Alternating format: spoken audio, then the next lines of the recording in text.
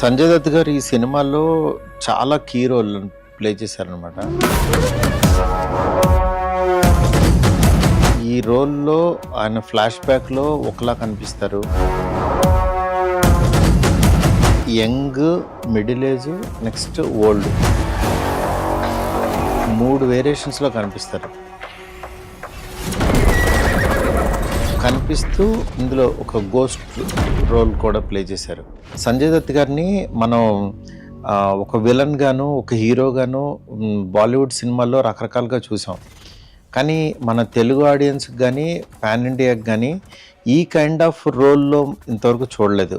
అంటే 3 వేరియేషన్స్ ఉంటే పక్కన పెడితే, నెక్స్ట్ మన ఒంట్లో ఉండే ఒక పర్సన్ లాగా సంజయ్ దత్ గారు అనిపిస్తూ ఈ సీన్స్ అన్నిటిలోనూ అసలు ఆయన చిన్న చిన్న మైన్యూట్ డీటెయిల్స్ చాలా బాగా చేశాడు. నిజంగా సంజయ్ దత్ గారు లాంటి ఒక లెజెండ్ యాక్టర్తో వర్క్ చేయడం నా అదృష్టం. మా సినిమాకి ఒక పెద్ద అసెట్ అంటే ప్రభాస్ గారి తర్వాత సంజయ్ దత్ గారే.